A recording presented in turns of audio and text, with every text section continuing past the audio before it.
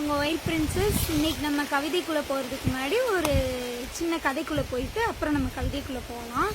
என்ன அப்படின்னா, நேற்று வந்து நான் எங்கள் மாமா ஃப்ரெண்ட்ஸ் கிட்டலாம் நான் சும்மா பேசிகிட்டு இருக்கும்போது ஒரு கேள்வி கேட்டேன். என்ன கேட்டேன்னா, நீங்கள் அந்த காலத்துலலாம் எந்த மாதிரி லவ் லெட்டர் எழுதி கொடுப்பீங்க அப்படின்னு அவனுங்கள்ட்ட கேட்டேன். அவனு ஒரு 4 கவிதையை வந்து எனக்கு சொல்லியிருக்கானுவோ. அந்த கவிதையை நான் உங்களுக்கு வாசித்து காமிக்கிறேன். கண்களால் விதை போட்டு அன்பினால் நீர் பாய்ச்சி நான் வளர்த்த காதல் செடி இன்று பூத்து குலுங்குகிறது. பசுதிக்கடல் வற்றினாலும் மற்றும் என் பாசக்கடல் வற்றவே வற்றாது. இன்னொருத்த சொன்னது, அரபிக்கடலின் ஆழம் என்னவென்று எனக்கு தெரியாது, ஆனால் என் அன்பு காதல் அதைவிட ஆழமானது.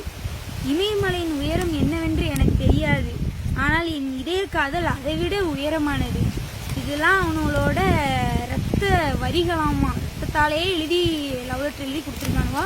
இதை கேட்கும்போது என் காதுலேருந்து தான் எனக்கு ரத்தம் வந்துச்சு. இன்னும் 4-5 சொன்னானுவோ.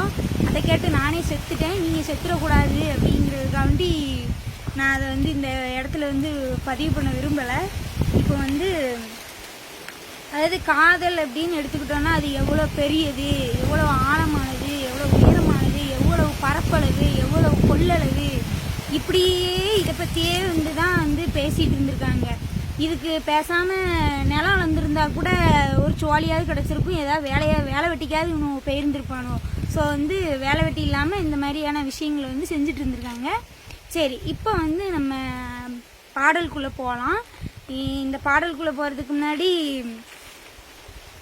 இவங்க 80s கிட்ஸு, 90s, 20s இந்த மாதிரி இப்படி பேசியிருக்காங்க, இப்படி உருட்டியிருக்காங்க அப்படின்னு நம்ம பார்த்தோம்னா, இதே மாதிரி 2000 ஆண்டு வருஷத்துக்கு முன்னாடியும் இதே மாதிரி உருட்டுன ஒரு பாடல் தான் இன்னைக்கு நம்ம பார்க்க போகிறோம். சரியா?